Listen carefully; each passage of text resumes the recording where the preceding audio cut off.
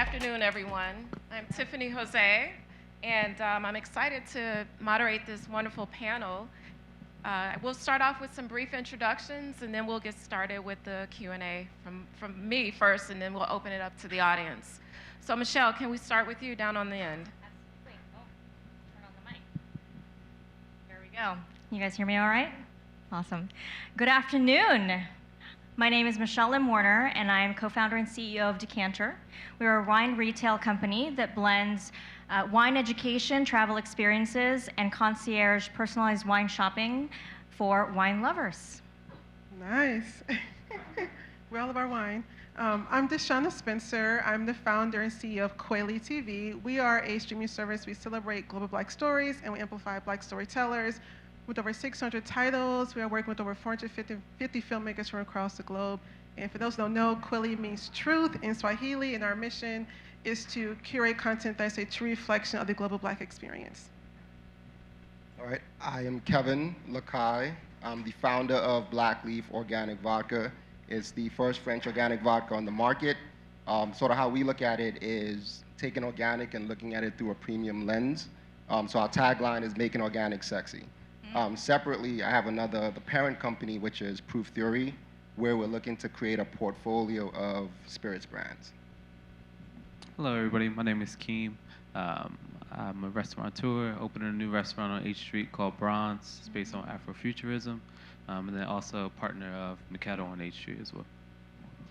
And I suppose I should say who I am. So, Tiffany Jose, I'm CEO of a tech-enabled company called Build Data Analytics.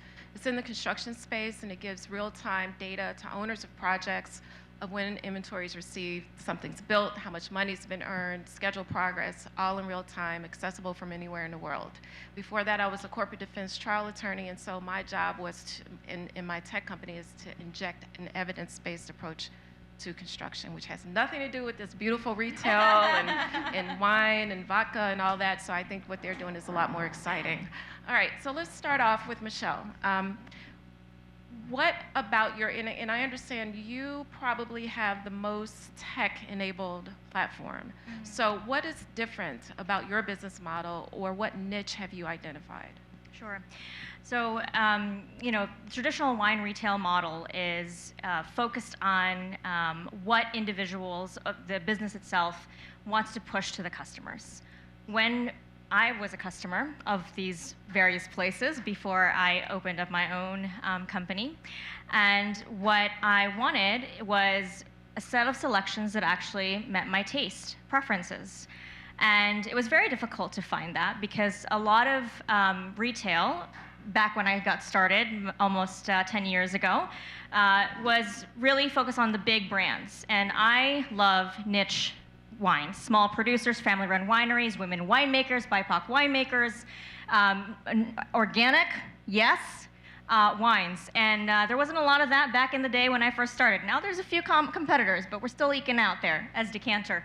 And also, they focus not only on these big mass-produced wines, but a lot of their wine clubs were very much the same. Everybody got the exact same box and things like that. And we have a physical location on Capitol Hill. Come visit us, where I was able to observe what customers wanted.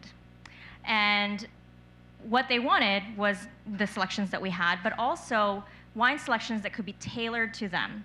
So instead of establishing a traditional wine club where everybody gets the exact same thing, we personally curate wines based on an individual's preferences as well as their budget. Think of it as a Stitch Fix for wine, if you're familiar with the Stitch Fix company. As part of that, we built a proprietary curation software.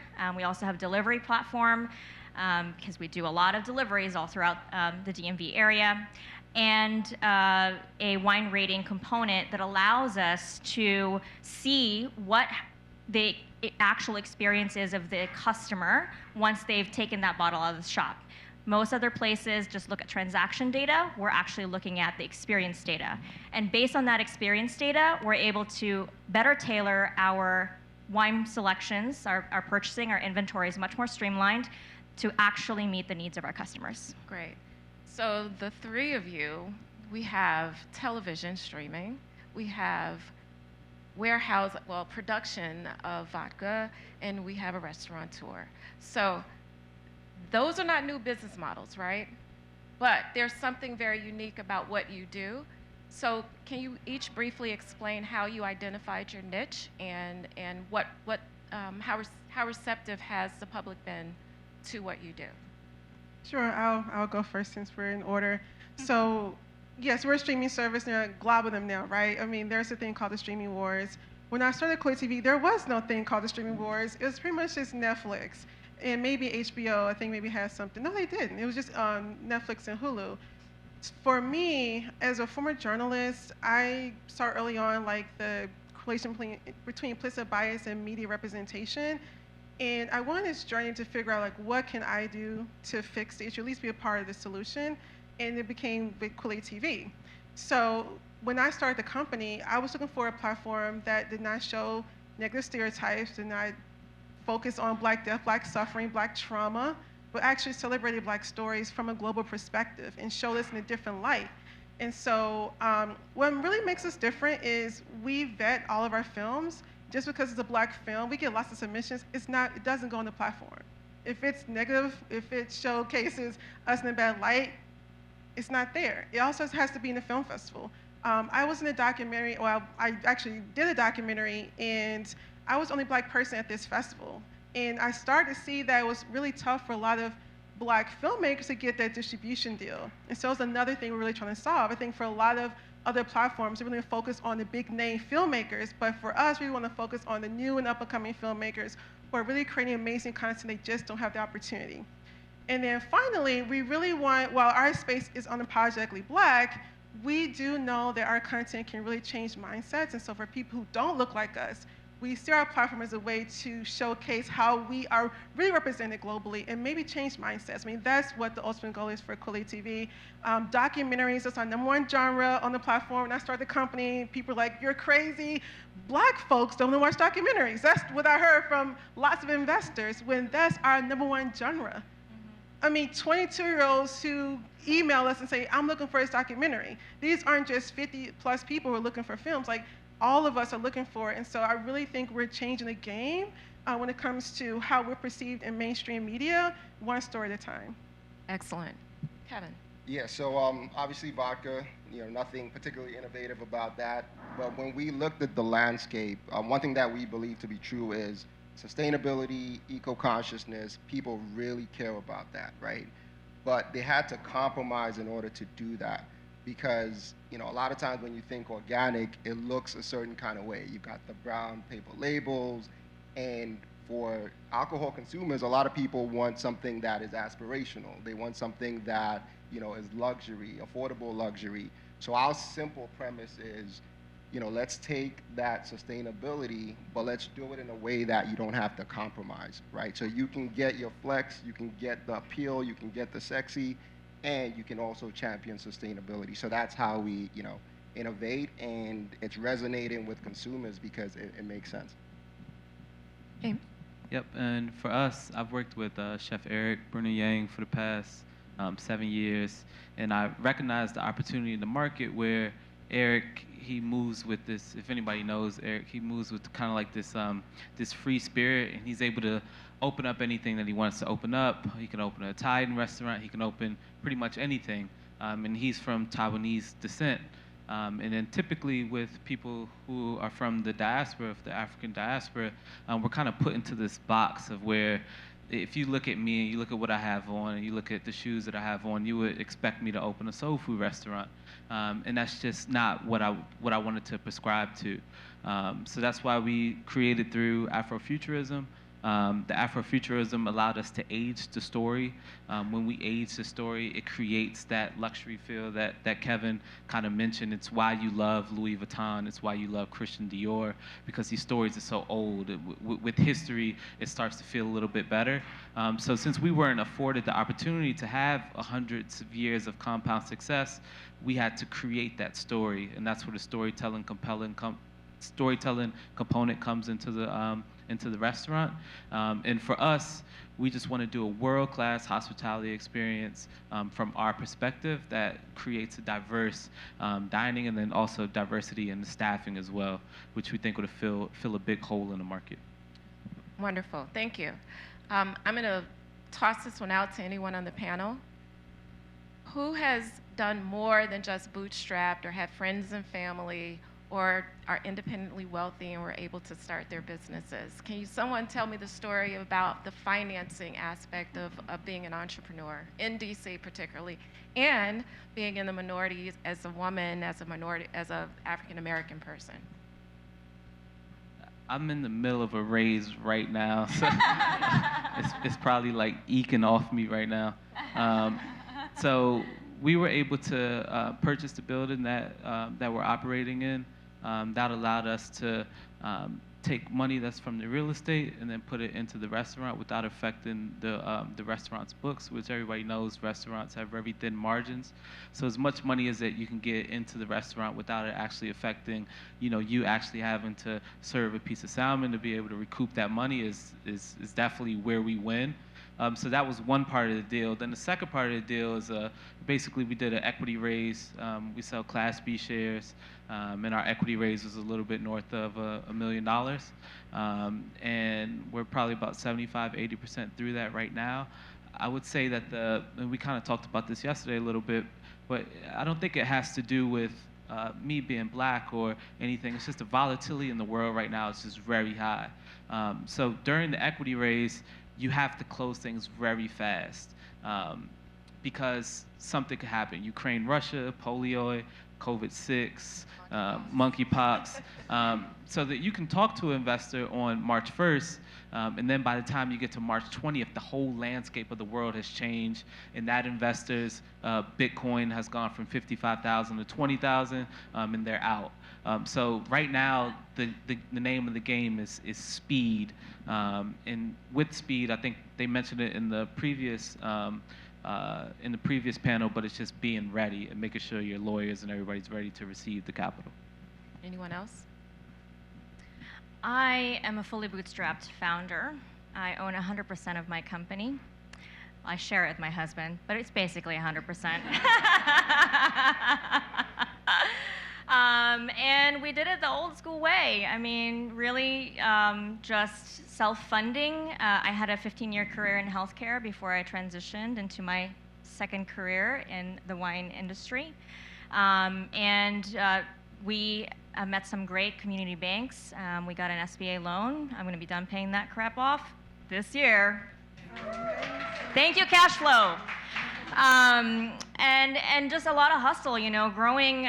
I mean, essentially, we talk a lot about startups, small business. That a lot of the focus early on in our first 2-3 years in business was, should we raise money? Everybody's talking about venture capital, and we did have those conversations with venture capitalists, but like a lot of the panels that we've already heard about earlier today, you kind of have to know what your vision is and your trajectory and what you want to achieve with the business that you're creating. And for us, we wanted full control of our growth. We knew we had a very unique model, and if we just hustled, thought out of the box, and grew the business, that we would make it. And sure enough, we did. I mean, pandemic, a lot of businesses suffered, and we closed our business for in-store shopping, but we pivoted the heck out of it and built an e-commerce website within 2 days, and our concierge service, wine subscription service, recurring revenue is key, people. That grew by 150%. And so I think, if you just sort of, so there are ways to do it, but you have to have that knowledge that this is the type of company that you want to build, and go from there. Shauna. I started Quibi TV with $20,000. How much did Quibi start the company with that failed? Well, almost $2 billion. So we got $20,000. As a former journalist, I got money from this organization called Unity Journalists for journalists of color who wanted to start businesses. And I didn't know anything about this industry, about pitching and crowdfunding or equity. I didn't know anything about that, so I kind of went in really naive. And so, but I did know that, hey, you start a business and you get customers and an investor would want you. I mean, that's what I thought. Within 30 days of starting, we launched our beta. Within 30 days, we were making money. We had customers within 30 days. And we were growing about 50% month over month, but we couldn't get investors. And I was like, what is happening? It took us 2 years to get another check. And the only reason I got that check is because I was a part of this accelerator, and there was like a WhatsApp group, and it was about a pitch competition in Boston, well, Harvard, so not outside of Boston, at Harvard Business School. And I was afraid because at that time I almost ran out of money. I had like $60 in my business account. Like, should I even do this? I gotta spend money I don't have to go to Boston for this pitch competition. I may not even win, but I won that pitch competition. I won every single one that year. Yeah. And that's how I was able to launch out of beta. I just went on stage and pitched the hell out of my company. I'm telling you, I mean, please, they're like, oh my God, yes, thank you, Jesus. You know, I really need that money. And from that time, I would say it took me 5 years to raise $100,000. And it took me 6 months to raise $200,000. So total, I probably raised close to $350,000. And I just finished equity crowdfunding campaign. We raised $250,000 from our customers. 69% of that money was $150,000, which means these are everyday people who are not investors, who just are customers who believe in our vision. So I want to say that don't give up. Like, don't listen to other things you're hearing about, like it's so hard to raise and maybe I can't do it. It may be really hard to raise, but there is another way. Like, there are so many other options that are out there. There are grants out here now. Like, like Amazon has one, Google has one. There are a couple companies that are really understanding that there's an issue when it comes to funneling money to founders of color. And so try to find those opportunities. And then if there are pitch competitions, definitely do those because it really helped me out a lot. So I went this long journey in lots of different ways to raise our money. You raised an interesting point. So when this panel was introduced, it was introduced as outside of technology, right? And so typically when there's fundraising and equity raises, it's typically in the space of, at least in this day and age, in the tech space. So how do you find investors in DC who are in your space and interested in actually supporting your kind of business? Evan? Yeah, I mean, it's completely bootstrapped up to this point. Wine and spirits is particularly interesting. So you talk to a bunch of, investors, and for the most part, it's tech, right? And then every now and then you hear CPG, and you're like, okay, let's have this conversation. And then when they discover it's wine and spirits, completely different. So, we are currently going through that process right now. What is starting to open up, though, are a lot of these strategics, like the Diageos of the world, the Constellations. They're starting to have programs, accelerator programs that do have funding as well. So I think, if you're certainly thinking about wine and spirits, those are some of the things to think about, like some of the avenues to think about. So that's what we're exploring. Okay, thank you. What, if anything, did your, assuming that you did something before this entrepreneurial journey, did you have relationships that you've used to help bolster your business, or maybe even find your first customers? I mean, Michelle, you can talk, Kevin, you're first, and then Michelle, I want to ask you because you have a very, very unique, different background from what you're doing now. Yeah, so my background is in finance, so I had no clue whatsoever. You too. I had no clue, so it took a while just to learn the business. One thing that was a saving grace for me is I got accepted into an accelerator program with Pernod Ricard, and there, able to build the network and really learn how to build brands in this space. So I think, trying to get into those is key, especially if you don't have that background. So, as I mentioned earlier, I was in healthcare policy prior to venturing into the wine industry for about 15 years. And my most immediate job before totally jumping ship was working for the Obama administration implementing the Affordable Care Act. Within that law was a provision that created a startup within a bureaucracy called the Center for Innovation in the Centers for Medicare and Medicaid Services. I was employee number one, so it was basically building a business in there. And that's how I got caught with this whole like, oh, I love creating and building things. This is fun, thinking about business models. Our role, I still say our, our role was to incentivize providers to move away from volume-based care, where they're just charging a fee for every service, and actually caring about patients and the quality of care that they were receiving. And these are vulnerable populations: Medicaid beneficiaries, Medicare beneficiaries, the elderly, women and children. And so my job was to create these new business models, and everything from like, how does a provider market? How do they find their customers, their patients? How do they, ensure that those patients stay within their networks? Because again, if you're placing them at risk or accountable for their care, how do you ensure they don't go to another competitor down the street? And because you're creating essentially a new ecosystem of businesses within the healthcare space. And so that experience, I was there for about 6 years, really gave me like a very long MBA. I mean, MBA is what, 3 years? That really gave me, and the connections that I made there, for the most part, I still interact with today. Not only are they customers because they want to support me, but also just as someone who's building a company and thinking about leadership and thinking about how do you build a culture that helps people grow within your business and helps to empower them.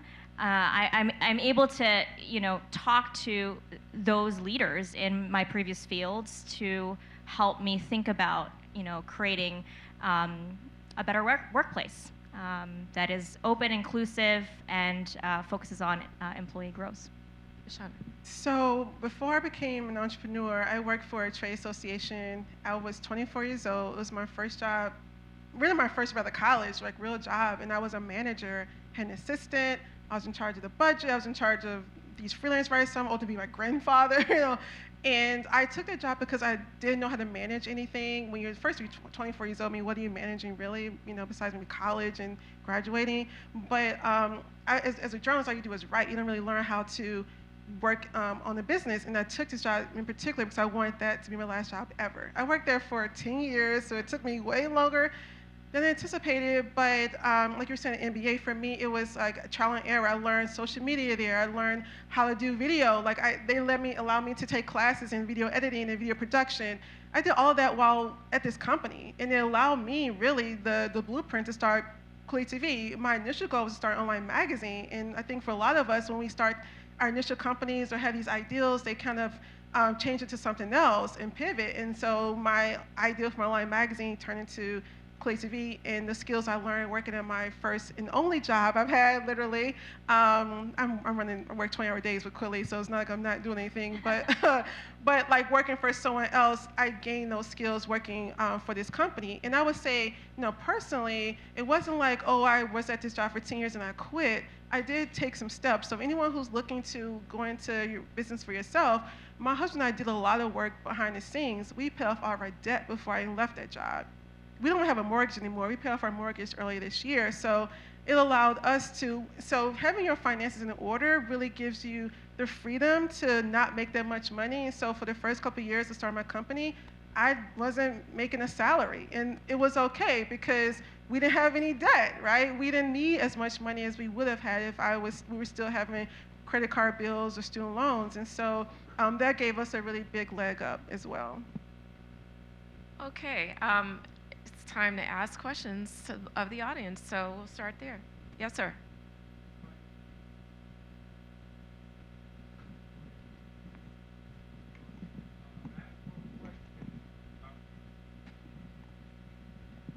So, Michelle, you mentioned recurring revenue being key, right? Could each one of you maybe discuss innovative ways that you've generated that recurring revenue? Because that is, like you said, key. So we actually, a wine club is known in the wine industry. Most companies, will introduce something like that because you can't wait for people to walk in your door. You gotta make money while you're sleeping, and we wanted to do something that was different, that set us apart, and that's why we created Concierge. And when we initially created it, we didn't charge a service fee for the concierge service. We just said to people, sign up for 3, 6, or 12 bottles. We'll deliver to you anywhere in the DMV area. Actually, DC and Northern Virginia, DC at the time, because we weren't licensed in Northern Virginia or Virginia yet. That's another thing about alcohol. It's very highly regulated.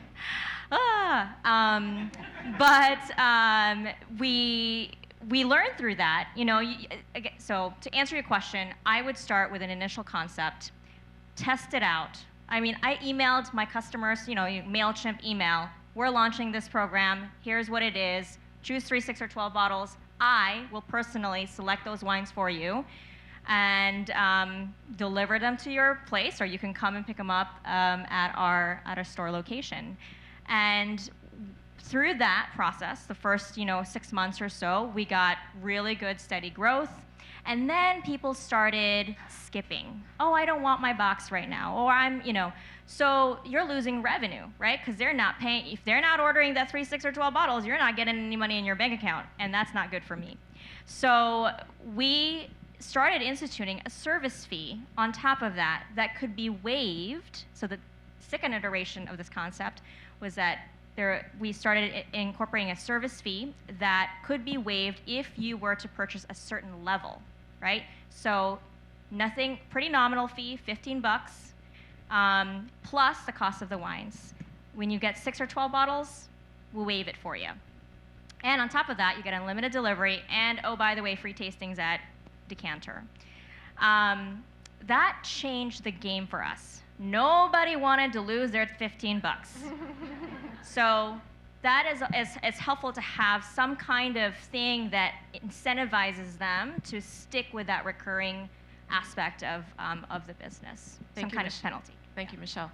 We have time for one more question. In the back. Good afternoon, everyone. Thank you guys so much for sharing the wealth of knowledge and experience that you've had. So my name is Stefan Braithwaite Martin. I am a co-founder of The Connect, and it's a DEI retention and attraction initiative for cities. So currently we're based in Philadelphia. We're looking to move to DC. And one of the things that's really important to us right now is establishing partnerships across brand. So I guess my question for any of you guys would be, how important has been creating strategic partnerships been to you guys' business model as you're trying to disrupt the market? So, we haven't established any, but, certainly in order to grow and get to the size that we want to go, it's imperative that we do so. So it's really just identifying the right people. For us, it's primarily, larger brands that have a sales team that we can sort of plug into their portfolio. So it's really just, looking at the various companies that are out there and seeing the gaps that they have within their portfolios and how we could fit, and then we have those conversations, and that's sort of how we intend to go about it. Sure. For us, it's about who we're aligned with. Typically with brands, like is like from the consumer standpoint. So for us, we're very strategic of who we allow into the space, who we do partnerships with. Our first brunch was with the Grammys. Our first event is going to be with Soho House. And when you start to kind of name these brands, you kind of group us into those brands that have been working hard every day on their personal brands all around the world. So it's important for us to kind of be in with that if that's what we want to be one day. All right. Well, Can I share just one quick thing? This is something that I learned about after the fact, that I know there's a number of you here who I've already spoken to earlier that are on the second careers of founding your business. And if you are looking for cash, don't do this for the whole way. But if you have a 401k or an IRA, and there is a program called Rollover Business Startup that allows you to invest your 401k and IRA on your business or to purchase a business. That does not tax you, does not give you any penalties or anything like that. I wish I knew this when I first started, so I'm just spreading the word about it to everybody, because it is like, if you know, like, you're investing in yourself, don't take all of it out, but 30 grand, 50 grand, whatever, you need 10,000. You can borrow against that without any tax or penalty. Do not deplete your 401k or IRA. Wish I had known that. Well, Right? Listen, thank you all very much. It's been a great conversation. Thank you, everybody.